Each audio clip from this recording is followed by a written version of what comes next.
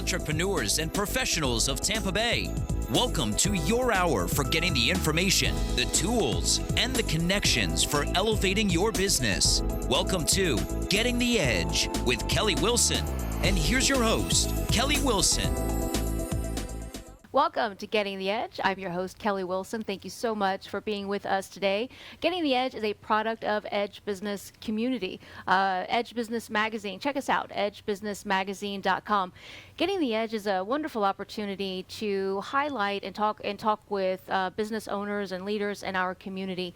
But we want to share information about their products and services and promote their organizations. But ultimately, we enjoy sharing stories, and that's really what Getting the Edge is all about. Getting the Edge started 2015 as a radio program, and over the years has evolved now into, as John Gaston would say, pod vision. So we're really happy to be bringing you the show each and every week with great individuals that come on that really share their journeys with us. And I'm a firm believer that we can learn so much from each other. So again, make sure you check out our website. We've got a new magazine issue coming out very soon. Our new issue of Edge Business Magazine comes out later January. It is our new year not-for-profit issue, so really excited about that. An opportunity that we're bringing together 10 organizations and the individuals that represent them on the front cover.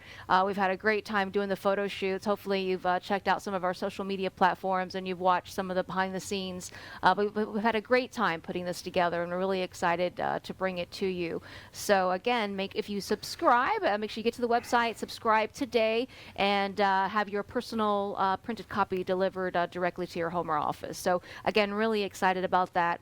We have a lot of great things coming up in the new year. As we've been building Edge over the last 6 years, can't believe now we are in year 6. Actually, it was September this year. But a lot of great things in the plans and in the works for next year. So you can also go to our website and subscribe to our newsletters and never miss any of the updates. So get involved, look into our community partnerships. We invite you to get some information and find out more. You can always email us at info@edgebusinessmagazine.com. So really excited about our show today, and want to thank you again for being a part of us. I know there's a million things you could be watching. Oh, and before we go any further, I should thank our sponsors as well. Really excited and proud to be sponsored by Pilot Bank. They're really happy that they're behind us with Getting the Edge and the entire Edge community. So thank you, Pilot Bank. Also, the amazing Tampa Bay Multimedia, WeBeam TV, and John Gaston. If you're looking for your own show like Getting the Edge, make sure you reach out to John. They'll take really good care of you, whether you're looking to have a show in your office or out on the town. So definitely reach out to John and his team. And really excited to be in Flavor of Tampa Bay, right near West Shore and Gandy. Flavor of Tampa Bay is a market there. For more information, or if you're in the area, just stop by. We're really excited to be here with you today. So again, really excited about my guest today. It's definitely going to be a learning experience for all of us. So really excited to introduce Jonathan Clark. He is the founder and senior consultant of the Coriolis Consulting Group. Thank you, Jonathan, for being with us today. My pleasure. Yeah, this is going to be fun. It's Jonathan I attended a leadership seminar that you had recently, so I want to talk a little bit about that. But tell us, before we go any further, a little bit about the Coriolis Consulting Group and what you do there. We fundamentally focus on leadership development in organizations. So I guess over the last 10 years, Panera Bread was one of our biggest clients. So we worked with the top 700 executives, directors, and managers in Panera Bread. And they created a lot of their culture based on the work that we did with them in leadership development. It's interesting. So tell a little bit about the seminar that I attended. That was in September. What was it? Was 3 days that was definitely awakening. Definitely, it came at a time in my life that was perfect. I'm still, adapting to some of everything learned and trying to rationalize it. But I guess maybe so. It's interesting when you talk to Jonathan, you realize that as you're talking and you're talking about some problems that you have, he's going to diagnose you in a sense. He'll. Anyway, you'll watch as we go through the show. It'll be fun. So tell us a little bit about the seminar. Well, most of the work that we do in organizations is ongoing leadership development. So it's not a one-time thing, right? Because if you're going to be a master of anything, if you're going to be masterful in being an effective leader in business, it takes practice. Right. So most of our programs are designed over time in organizations so that people have that opportunity to not only get what we're talking about conceptually, but actually discover it at a level where it becomes their own. So they're not doing the old remember and apply, trying to handle something. And a couple times a year, we also offer a 3-day standalone workshop called Mastering Leadership in Business for small entrepreneurs, people in organizations who are looking to see if this is something they'd like to bring into their company. So it's an inexpensive way for people to come and attend it. However, over the 3 days, it will fundamentally alter your view of being human, what it means to be human, because it's a different approach than what most people are used to. Most people are used to programs based in a psychological model of performance, which is the world that you and I were born into, started in about the mid-19th century, the field of psychology. And we grew up naturally in this view that we have a psyche and their thinking causes acting, and a lot of the other theories that have since, neuroscience and others, have shown have certain flaws in them. It was a breakthrough for humanity. The psychological model when it first came on the scene, but we've now started to see new applications using a field called ontology. And ontology is the study of existence. It's what is it to be something, which is different than dealing with the theories of the mind or the ego, superego, or id, right? So that's it was obviously a breakthrough, not taking anything away from it. But so for instance, in dealing with leadership, if you go to most traditional leadership training programs, what they're going to do is talk about characteristics, styles, and traits of effective leaders. And that's valid. Right. The problem with it is if you're in one of those workshops and you see that so effective leaders are charismatic, and they're articulate, and they're visionary, and they're outgoing. But I have this view of myself that I don't have some of those characteristics. Well, I'm kind of off the great leader list, right? Right. And the problem with knowing about leadership is it doesn't give a person access to actually being an effective leader. And there's probably a lot of people in your audience who, have advanced degrees in business, their MBAs or whatever, and then they got into their first leadership role and noticed that the MBA didn't work for them. Right. Because, how do I deal with these human beings in front of me? Right. So what we found is that knowing about leadership doesn't give access to being an effective leader, just like knowing about how a bicycle works doesn't give you access to riding a bicycle. It's a different kind of learning. So rather than an education in styles, traits, and characteristics of leaders, what we do is we look at leadership from what actually exists. So for instance, if you see someone being an effective leader, what would actually be there? Now, most people from what we would call in the stands would say, oh, look, she's being articulate, or she's being charismatic, or she's so visionary, right? So we would say these characteristics about them, but that's somebody sitting in the stands talking about somebody who's actually doing it. That's not what's actually happening. And if you actually look at what's happening, the only thing that's actually happening is they're speaking and listening in a particular way. Oh, now that's different. Right. So, and because we all have access to how we speak and listen, if you learn how to speak and listen the way an effective leader speaks and listens, anyone can be an effective leader. Right. I definitely want to touch on that a little bit too. And this is why I kind of made the comment earlier, as Jonathan will have you questioning everything that you think and say. There's so many different things I want to touch on. The authentic listening is one of them. And you made a comment earlier. Views of ourselves. And where these are derived from. We all have views of ourselves. Mm-hmm. We might think we're charismatic. We might think we're an effective leader. We might not. But all of this is like from past-based thinking. So let's talk a little bit about that and how we come up with views of ourselves. What is your take on? Human beings, so I have a little background in neuroscience, so studying about how the brain functions. And we use that in our leadership development because it's useful for people to know how their brains work. So for instance, when you wake up in the morning and look out at the world, you have a view of reality. Well, where does that view of reality come from? Well, it comes from your past experiences because there's nothing else stored in the neuronal patterns of your brain other than your past experiences. And what we've found is that most human beings simply accept the view of reality their brain presents them with at any moment.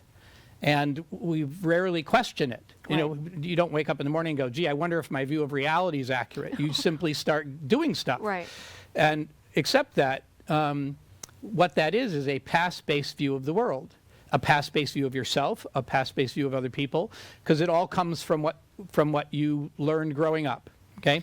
And now the issue with it is people live like this past-based view is reality, when in fact it's not. And where it shows up in business as an issue is because we accept our own view of reality as being true, and no one else has your past. No one else. Right. Even if you had a twin who grew up right next to you, she would or he would see the world very differently than you. Even if you went through the whole thing and saw everything together, you'd still have different views.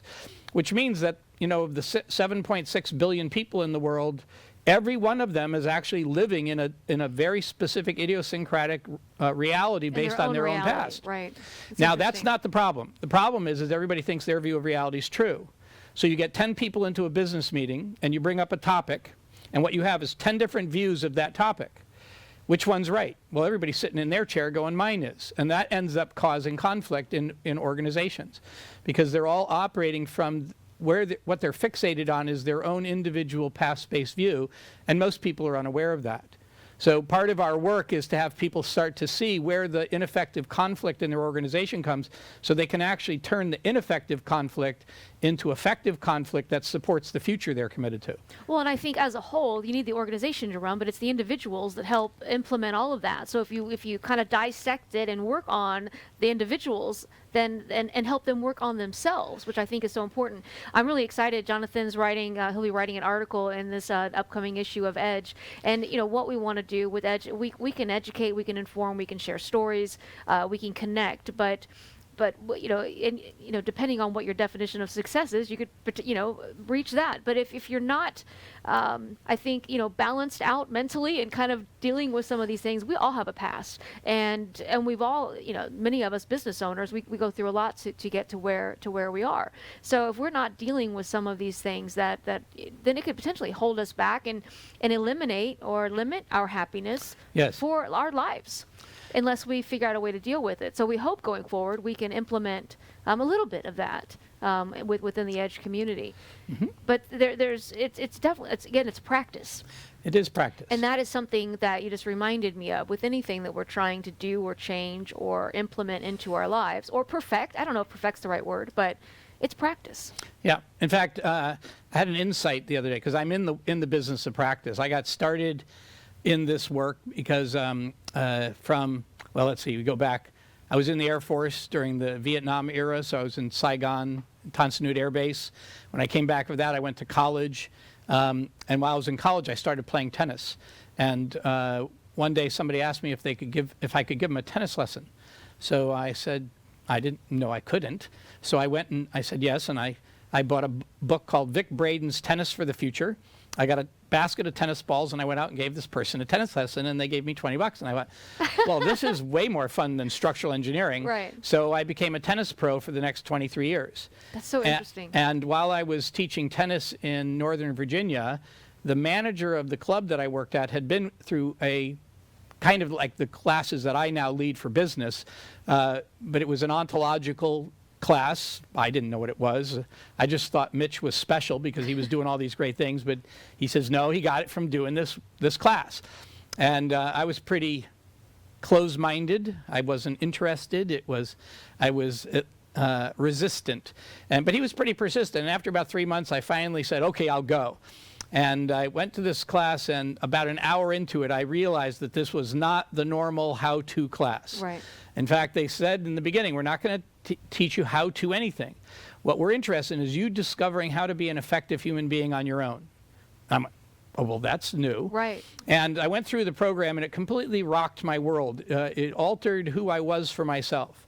I grew up hoping I wasn't who I hoped I wasn't, right? Right. Making sure people didn't find out I was an arrogant, self-centered human being. Hope people liked me, but I was stuck in my past. In fact, one of the things we do in the workshops, and in the one you were in, we asked, how many of you have this experience that you have baggage from the past that's constraining your effectiveness today? And almost everybody raises their hand. Mm-hmm. And that just comes with being human. There's nothing wrong with it. And in this course, it wasn't that we got rid of our baggage, but our view of our baggage shifted from being the truth about us to being a possible interpretation of us. Oh, well, now that's very different. So if I'm arrogant like a reality, I'm stuck with it. But if I'm arrogant like an interpretation, like a possible way of being, well, that becomes more malleable. And as a result of going through that workshop, completely altered how I conducted my personal relationships, my business relationships. I invented a new way of teaching tennis where I actually stopped teaching tennis, and I would start having a conversation with my tennis students so they would discover tennis for themselves. So when they went out to play, they didn't have to remember what I told them to do with their racket or their shoulders or anything like that, because they had invented tennis for themselves. So in this new way, this ontological approach to teaching tennis, people became tennis players. Just like when you get on a bicycle and learn balance, you become who your being is, a bicycle rider. And now we take that same approach that we did in tennis and we do it for people in business. So we go through a conversation and people start to see what it is to be an effective leader, but not like something they have to remember and apply. It now becomes a natural self-expression for them. Well, it makes you question everything or just think about everything. So when you have a thought, and one of the reasons I was so excited to attend the seminar, so our minds are constantly going, and I talk to business owners all the time and leaders in the community, and how do you shut it off? We all have the problem. We all do. And we all have a past. We all have the same. That's what's so interesting. I think sometimes we think we're dealing with this on our own, and we're unique to this problem or whatever we're experiencing, and we're not. And that's one of the things I hope we can share on the show. You're not the only one going through this. Yes. And when you realize that other people are dealing with this too, I mean, it helps, and and potentially working through things together.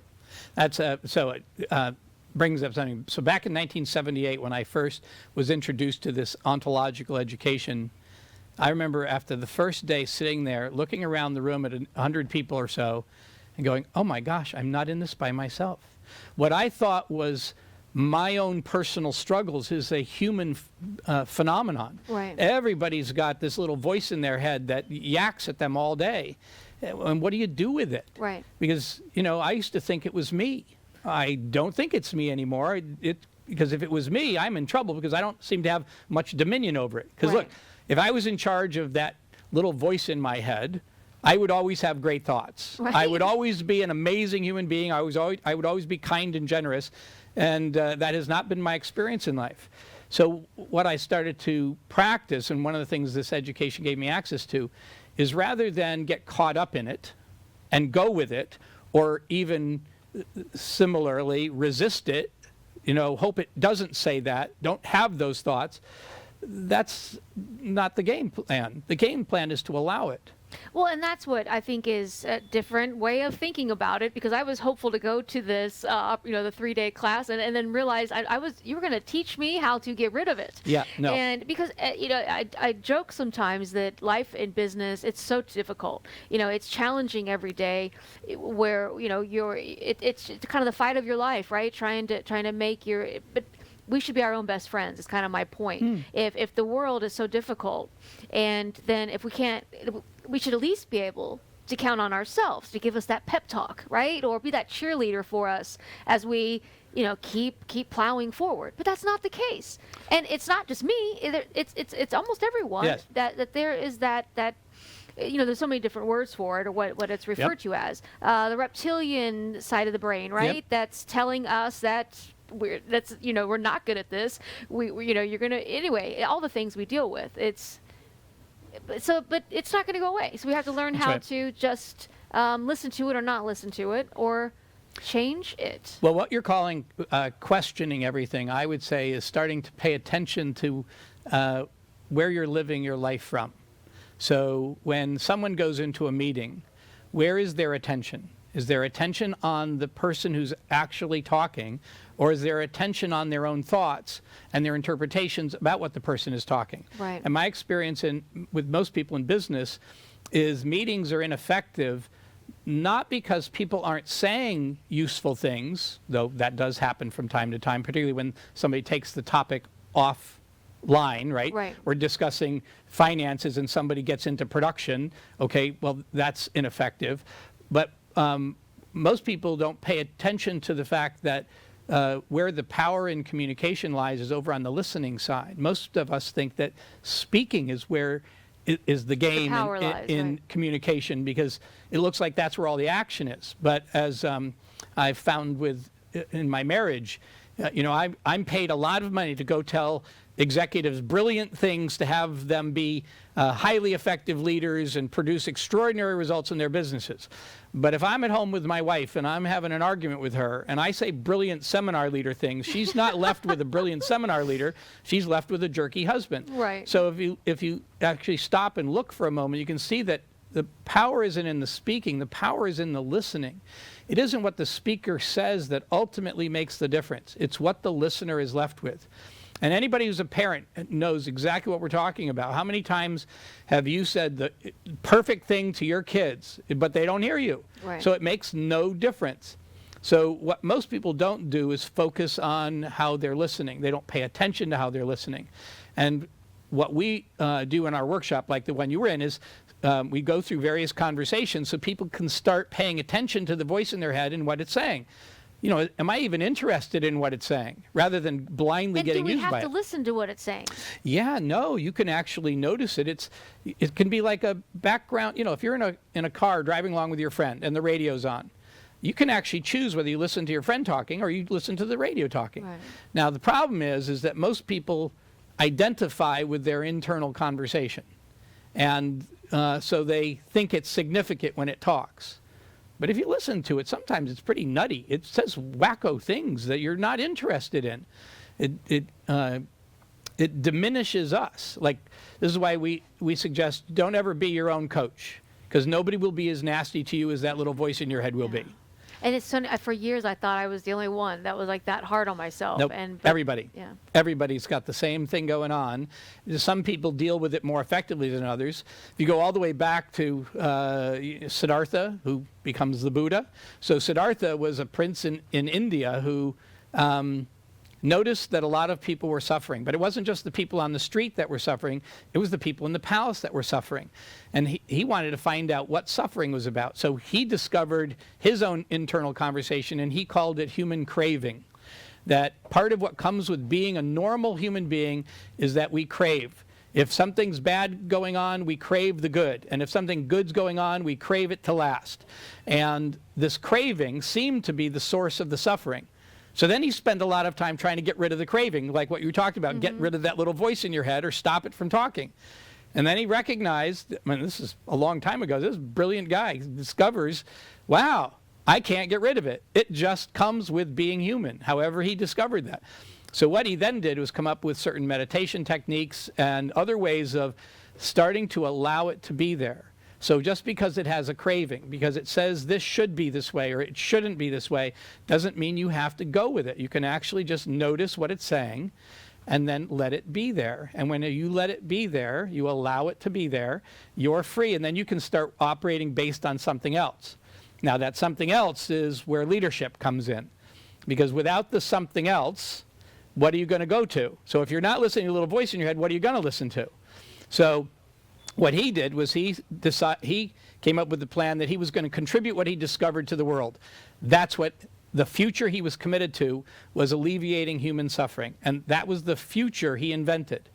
So this might be useful for your audience. Well, that's kind of one of the things. Go ahead. Because we have a particular definition of leadership that gives people access to creating and fulfilling on futures. Right. So we suggest that leadership is not a function of characteristics, styles, and traits, that leadership is an exercise in language that results in a created future that people come to live into.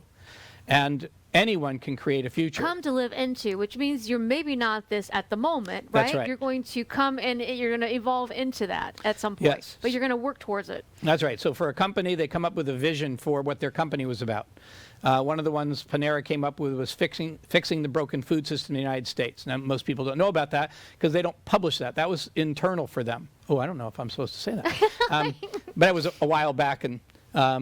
But they took on this whole thing around removing antibiotics from food because that was consistent with having food work. They were going to have food work for people. They got antibiotic-free turkeys. They started taking the additives and preservatives out of their food. But it was all based on a future they created in language and then started operating from that. Rather than what the little voices in their head said we can or can't do from the past, they invented a future. And for quite a while, they weren't competing against other fast casual restaurants. They were competing against the future they had created for themselves. Mm-hmm. And if you look throughout history, people that we admire like Gandhi or Lincoln, they operated inside of a created future. They had a vision for the future. And then they had their actions match up with that vision, regardless of what the little voice in their head was saying. And regardless of what society and family and friends and everything else around them is Yes. saying. They had their own path that they had created for themselves. Or came from somewhere. That's right. So they invented in language a new future. So Gandhi has a free India through nonviolent civil action. Well, that hadn't existed before. He made up that conversation and then had his actions dance with that. So you have a choice. You can either have the way you be and act be consistent with what's happening internally, with the internal conversation, or you can have the way you're being and acting now be consistent with what you create in the world, like a future you invent for yourself. Well, let's touch on that. You mentioned in language. Mm-hmm. So explain that. Okay. Well, we ask this question in all of our workshops, and rarely do people have the answer to it.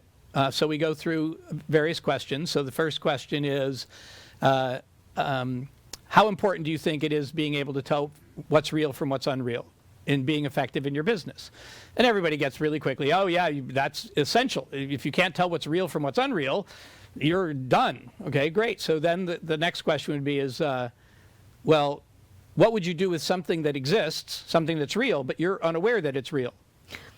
Well, you wouldn't do anything with it because it doesn't exist for you. Right. You can only interact with things that exist for you.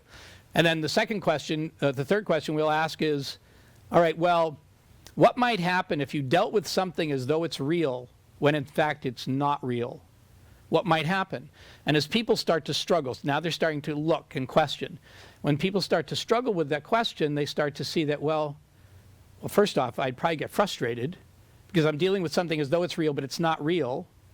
Okay, so for instance, you have your phone sitting on your cell phone sitting on your desk, and you're typing up an email, and it buzzes, and you look down at the caller ID and you see somebody's name there. And your brain instantly comes up with what might happen if you pick up that phone and answer it. Right. And this whole story gets generated by your brain. It generates this future based on your past. Oh, I don't want to talk to her. Oh, last time I talked to her. And it generates this whole story. And here you are dealing with this whole story, and you haven't even answered the phone. Right. That's dealing with something that's unreal and dealing with it though it's real. And that gets in the way of people's effectiveness throughout their day. Now, and that's just a simple little thing. And I suggest that part of what comes with being human is we often deal with things that are unreal, and we deal with them as though they're real. And the experiences that people have when they're dealing with an unreality is they will get frustrated, they'll be stressed, they'll get anxious, they'll get fearful. And those are the natural experiences human beings have when they're dealing with something that's unreal and dealing with it as though it's a reality, because they're playing with ghosts. All right. So now we get into it, and then we'll ask, okay, so how can you tell what's real? How do you tell what's real? Well, as an individual, first you use your senses, right? So your senses tell you what's real, sight, sound, etc. Then there's also your intuition, your personal logic. That tells you when things are real or not real. And then you also check with other people. Consensus. You use consensus. So if a group of people say something's real, the more people say it's real, the more real it is for people. Okay? And then ultimately, reality is defined by tangibility, that it exists in time, distance, and form. It has a physical existence to it, okay? And then we ask them this really simple question, and almost nobody knows the answer. How are you connected to your reality? How are you connected? How do you encounter and engage with life and living? How do you do that? And almost nobody knows how they do that. They think they live in the circumstances of their life, but they do not. They live in their conversations about the circumstances. You and I, as human beings, we live in a linguistic reality. We live in language. We have, and all language is created. It's all invented. Meaning, we bring meaning to life. And it's, I say fire hydrant, and you get 5 different views from people. 5 different people, you get 5 different views. Some people think red, some people go yellow, some people have blue. If they grew up in New York, they got little faces painted on them, and all I said was fire hydrant. So you get into a conversation in a meeting, and the CEO is telling his senior staff about something, about the vision he has for the future. But they're not listening to him. They're listening to their own past-based versions of that, and they don't know that. And until they wake up that they're listening through a past-based reality, the futures are very difficult to fulfill on. So, and how it shows up for people in business, I've talked about this with a lot of people, is there's a big meeting, the senior executives get together and they discuss where they're going to go. By the way, I've been in those meetings, almost nobody's actually listening to what's being said. They're listening to their internal conversations about what's being said. And how you know that is after the big meeting, they go and have a bunch of little meetings with their friends to discuss what they think happened in the big meeting. And then they come up with their plans in the little meetings, and they go off and do stuff which isn't in alignment with what the CEO was talking about. And then when they all come back together, they say, well, this is what we've done. Well, why were you doing that? That isn't what we wanted you to do. Right. And it's simply because of this lack of effective communication, but on the listening side, not on the speaking side. So, and where that comes from is people are just naturally, as human beings, addicted to their own internal conversations, thinking that their internal conversation is reality. Yeah, it does seem that most people listen just in order to be able to respond. Like they're already thinking of their response as you're talking, so they don't hear you. They're thinking about what they're going to say, and then they're just waiting for you to stop talking so that you can respond. I say quotes on the show all the time, and I always mess them up because I never get them right, and it's just kind of funny. But I actually looked it up a second ago. Just one of my favorite quotes. It's E.W. Ho. Some men storm imaginary Alps all their lives and die in the foothills, cursing difficulties which do not exist. Yes. And I love that, and I don't know where I came across that, but yeah. It's so true. Mark Twain's version of that is, I'm an old man who's known many troubles, most of which never happened. Right, exactly. Because most of us spend so much time stressing about things or worrying, and those things don't even happen. Yeah, and when people start to, now there are people who actually have discovered this, though most of them that I've encountered don't seem to be able to translate into various areas of their life. So there's a phrase that we use called being on the court versus being in the stands. And you mentioned on the court earlier, so. Right, so being on the court. So it's like you're watching a tennis match in a stadium with spectators in the stands and the players on the court. So how the world is occurring for the players who are actually playing on the court is very different than the people in the stands. In the stands, what you get is opinions, points of view, interpretations, conclusions, etc. On the court, the conversations are very different. So when Roger Federer is out on the court playing tennis, he has no attention on confidence. If he has attention on confidence, he's losing. He has his attention on the ball and what's happening. And athletes refer to it as being in the zone. So a lot of people have heard the term in the zone. Well, what's this zone? Well, that's simply pointing your awareness, your attention at what's actually happening out here in the moment, as opposed to having your attention pointed at what's going on with you internally, having your attention on your thoughts, feelings, etc., right? But if you watch people when they're watching football games or baseball games, and they're in the stands, they act like they're in the game, and they're not in the game. Right. And those coaches aren't listening to them, give them advice.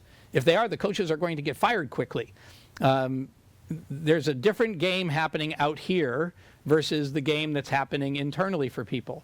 So now the problem is most people think that what's their interpretations that they're having about what's happening is really what's happening. Like that was really a great backhand. No, there's no great backhand on the court. There's a ball went from here to here on the court. And that's what the players are dealing with, which is why they're effective. They're dealing with what's actually happening rather than dealing with their stories about what's happening, which is a very different phenomenon. And in business, people mostly deal with their stories about things rather than deal with what's actually happening. So, you know, I'm sitting in a meeting and you're across from me and I introduce this new idea to our team and I look over at you and you roll your eyes at me. Okay?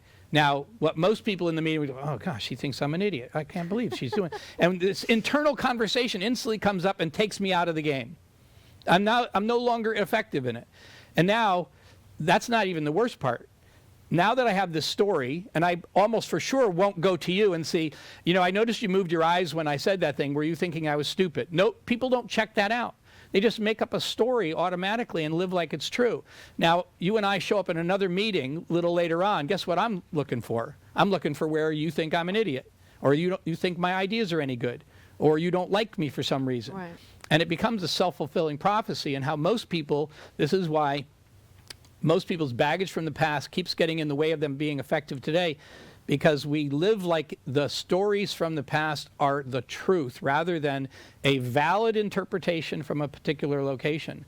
And if you can get there, a valid interpretation from a particular location and not reality, not the truth, now you can actually look and see, is that interpretation from the past useful? Not whether it's right or wrong, but is it useful given what I'm committed to now? And if it's not, well then don't go with that. Come up with something else. And now you start to have some freedom. So instead of living inside the story that I don't think you like me, I could go up and go, you know, and I introduced that idea. Your eyes moved. Did you have something you were thinking about? That? Look, you might have just had, you know, had an itch or something. Who knows what was going on? Right. But most human beings don't check it out. They live like their interpretations of the world So there's are a tip. the world. Check it out. Yeah. Ask. But ask, Yeah. just check it out with people. And that's one of the things, in fact, I've got some conversations coming up with clients where they've got a big commitment for the future, but they're struggling because their views from the past don't match up. Well, and that, you know, one of the things I wanted to make sure we kind of talk about was the future you're committed to. So one of the things that we talk about when we go through the 3 days is, and one of the things, you know, that we've talked about is taking a stand for something. So earlier we were talking, and so my mission in life is ultimately to help as many people in life fulfill theirs, and by me doing so, I feel like I'm ultimately fulfilling my own. So as we talked, you know, when we had maybe come up with being a champion for people's greatness. Yes. Was kind of what I was going to take a stand for. Yes. And so this was September when we went through this, and I've referenced it and kind of gone back to it right before the show started. We were talking, and I said, yeah, I'm still trying to convince myself of that. Yes. And you made a good point. It's not about convincing myself of that, because of course my head and my brain, and that's already telling me there's no way you're that, right? right. Because Yes. that's what my brain is supposed to do.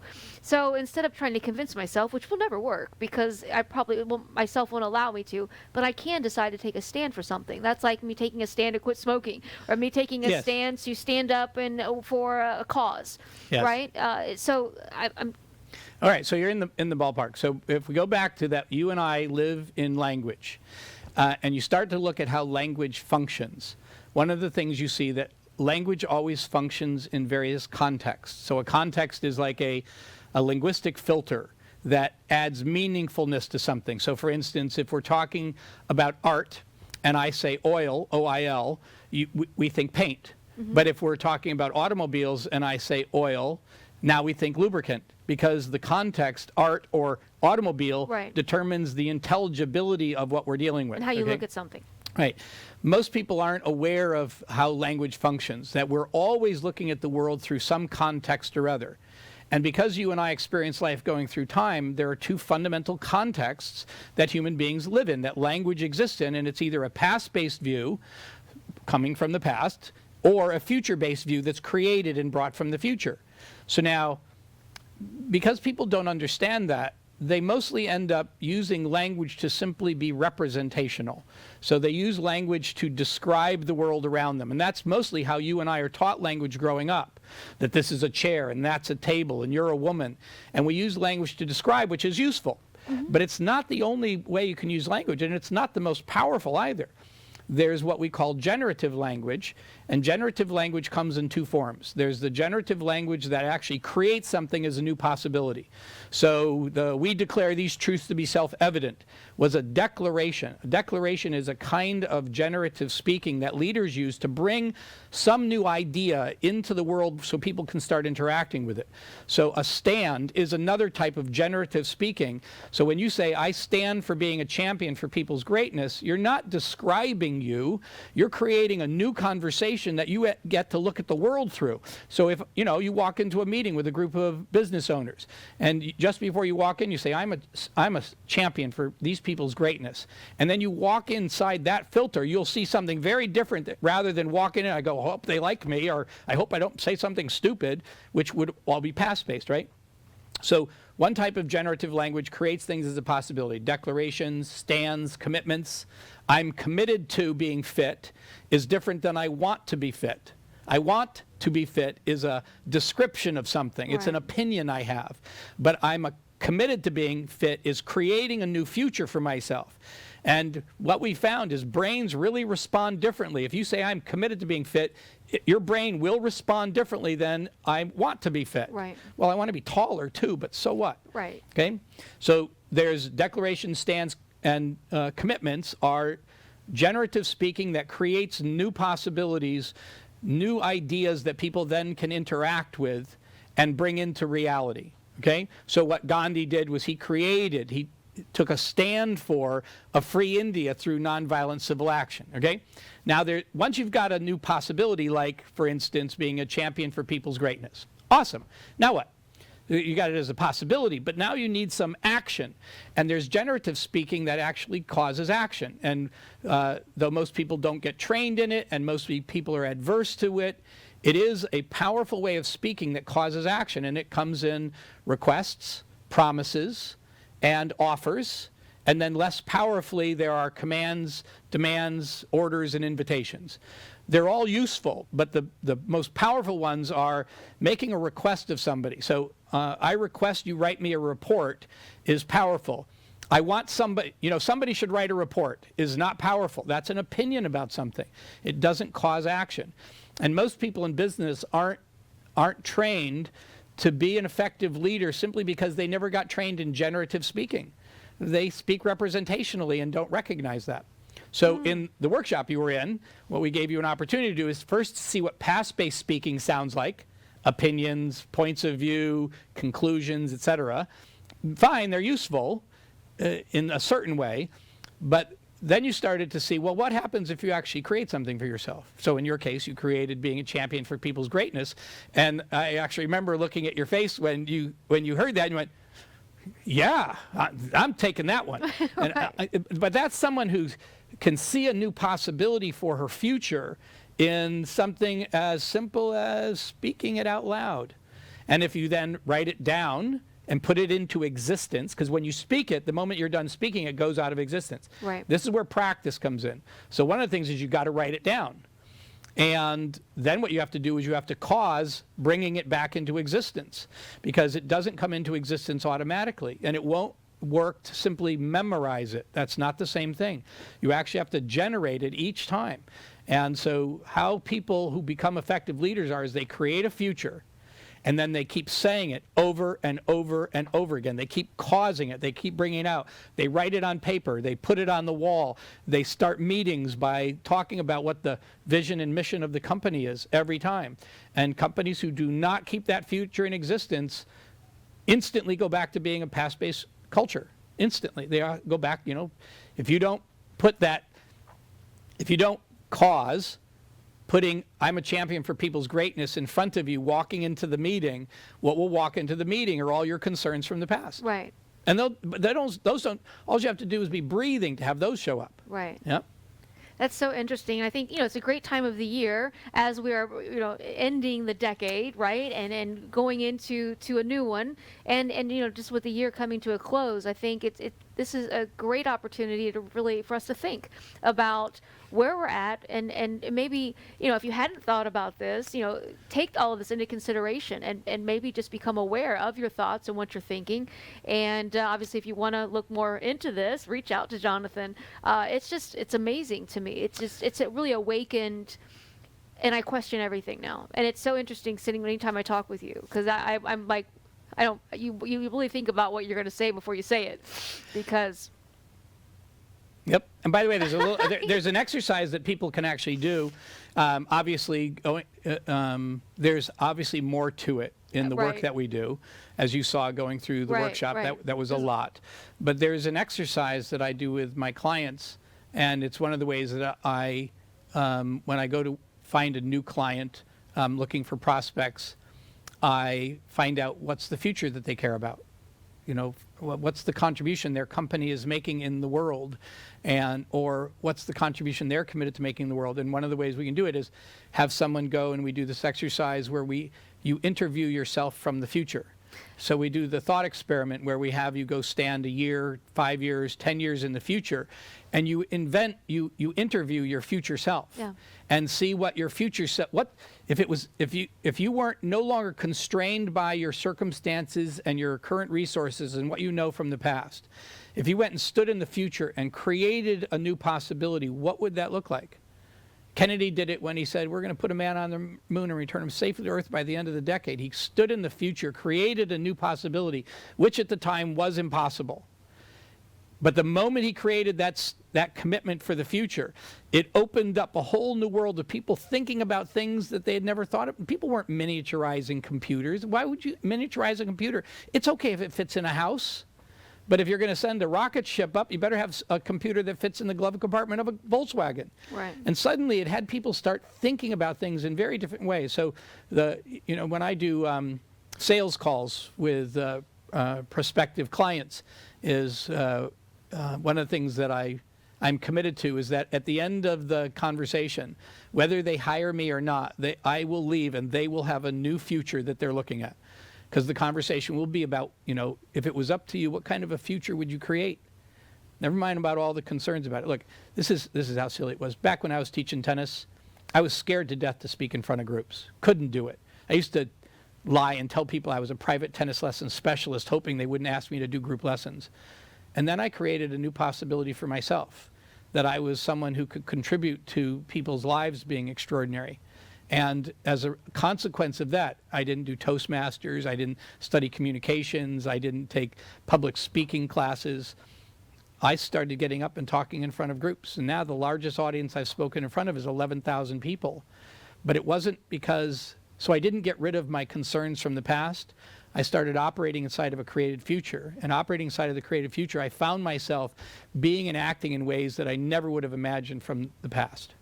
It's so interesting. One of the, in regard, we're not going to have enough time to go into it as much as I'd like to, but when you decided to take a stand for world hunger, ending world hunger, it's interesting. Tell us a little bit about that, because you ended up being involved and you were recognized in Washington and with the Hunger Project. Tell us a little. I mean, you decided to be committed to something. So I had gotten into this education, and one day a friend and I saw this video that the Hunger Project put on about ending world hunger. And it showed this distinction between famine and chronic persistent hunger. And it showed that 10% of the world's hungry deal with famine, but 90% of the world's hungry or chronic persistent hunger. They may have food that's right down the street, but they don't have enough money to buy it. So it isn't a lack of food, it's a lack of opportunity. And what I saw in watching that video is, wow, the world's working on the wrong problem. So before this work, I never would have even thought of that. I would have went, cool, and that would have been it. So I went back to the club and I said, because I was still teaching tennis, I said, why don't we put on a tennis clinic for ending hunger? So I was going to get like 10 members in, charge them $10 a piece, and donate money to the Hunger Project. But the next week, I happened to be in a seminar. I was continuing my development, and it was called the Commitment Seminar. There was about 100 people in the class, and it happened that one of the people from the Hunger Project was there that night talking about ending hunger. Right. And he got done, and he said, does anybody want to say anything about ending hunger? And I raised my hand because I'm going to tell him about my tennis clinic, and maybe I can get everybody here to go, and we can have this big tennis clinic. And so I raised my hand, and he called on me, and I stood up, and I says, I'm going to put on a tennis event. So far, so good. But then what came out of my mouth was, we're going to have world leaders there. We're going to have the best tennis players in the world there, and we're going to raise $2 million for ending hunger. And then I sat down and went, oh my gosh, what happened? And I couldn't believe the words that had just come out of my mouth. And right then, the little voice in my head starts going, well, maybe nobody noticed. Maybe you can sneak out at the end. But by the end of the evening, we had 20 people who had volunteered to help us with the event. Within 2 weeks, Abe Poland, who owned the Washington Bullets and the Washington Capitals and the Capitol Center, gave us the Capitol Center to use for free. We got Andre Agassi, John McEnroe, Yvonne Lendl, and Tim Maya all volunteered to play for free. And then in April of 1990, we put on the 2000 Love Tennis Celebration to end world hunger, and at the Capitol Center in front of 11,000 people. The Girl Scouts of America created an End Hunger Merit Badge. We went to the White House and talked to George and Barbara Bush about ending hunger, at which meeting they agreed, George Bush, President Bush, agreed to go to the World Summit for Children that September, where they ratified the rights of the child. And then I was Person of the Week on ABC World News Tonight with Peter Jennings. Yeah, that's awesome. I made a declaration. I created a new future. And in 18 months, I went from being a tennis pro in Northern Virginia to standing in the White House talking to the President of the United States about ending world hunger. That's how powerful creative language is. And you can do that in business. Wow, I love that story. It's a great story. And I think again, it does show what's possible. And and a little serendipitous too, I think, a little bit. I don't know, maybe you don't like that word, maybe. I'm not sure. I'm good with it. But it's just interesting how you kind of put it out there, and then things start, like you being at that seminar, and they committed our commitment. Well, see, when I stood up, I hadn't realized how listening worked at the time. So it wasn't that I had planned to say all that stuff. I had planned to say tennis clinic at the club, but standing up in front of a very powerful listening, 100 people who had just listened to the possibility of ending world hunger, and I stood up and said, I'm putting on a tennis event. The next thing that came out of my mouth, so there's something about this, I don't know, group think, or we're connected through mirror neurons, or whatever it is, that called forth my speaking that I hadn't planned on saying. And in the moment, I became a global leader in funding the end of hunger through a declaration. Now, performers know this. If you ever go to one of those late night shows in person, well, they don't walk out cold. They have a warm-up act. Well, why? Because they're warming up the listening of the people in the room, so people aren't sitting there thinking about what they had for dinner when the big host comes out. Gotcha. They get people warmed up. So some people have some insight into it. What we do is we train people in organizations to be powerful listeners that bring new futures into existence. Wow, it's so much to take in, and I think it's so beneficial for all of us to become the human beings that we want to be. Well, it's for people who want to win the gold medal in their own life. Right. If you want to win the gold medal, if you want to get by, this is not for you. If you want to get better, this is not for you. If you want to win the gold medal in your own life and live an extraordinary life as a natural self-expression, this is an access to that. You know, it's interesting. I know we've talked, your family has been involved, and your daughters, which are how old? I have a daughter who's in 10th grade, and she's just about to turn 16 in January. We adopted from China, Hannah. And then my daughter, Catherine, who's 22, who lives up in Philadelphia, and she's working for another company that does the same kind of work that I do. It's just amazing, and they've grown up with you, and just into this app, and just the girls from just from the conversations we've had and their way of thinking.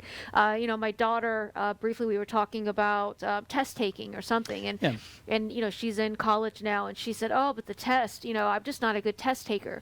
And I immediately, as soon as she said that, I thought about you and kind of what we talked about going through that. And for somewhere down the line in her 19 years so far, she decided she was a bad test taker. Yep. So, I just tried to tell her to look at it from a different context or a different way of thinking, and why did she decide that, or where did that come from? She couldn't tell me. Yeah, that's right. Probably, and it could have happened in a moment. It might have been in first grade, maybe the very first test she took, and her brain decided that about her. But then it becomes a self-fulfilling prophecy. And it can really hold us Just back. like people who are not good at math, or I'm no good at, I'm not creative.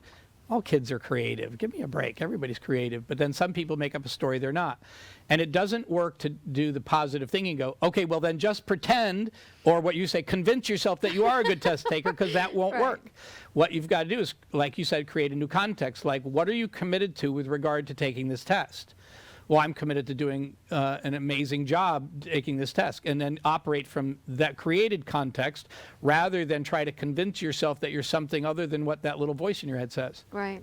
It's so interesting. It's, again, I hope that this show, has been an opportunity to really wake us up and just think and just be aware. I guess that's where it starts, is just being aware that there's a different way of thinking beyond what's going on inside of us. And just remember in conversations that as we sit down together, our realities are completely different.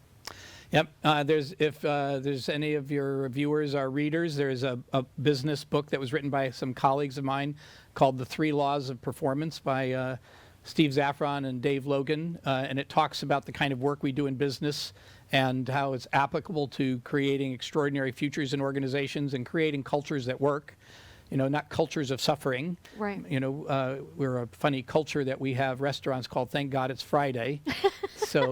Or Over the Hump Day.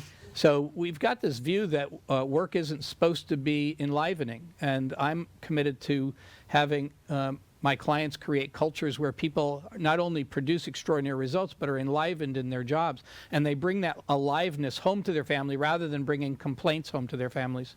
Well, and I think we can see just in this hour of how that could come through, but with practice and just, I guess, learn to be patient with ourselves and our own best friends and just be aware. But Jonathan, thank you for coming in and talking with us. Definitely check out Jonathan's website. Look for the new issue of Edge coming out in January with Jonathan's article included. So thank you so much for being with us today.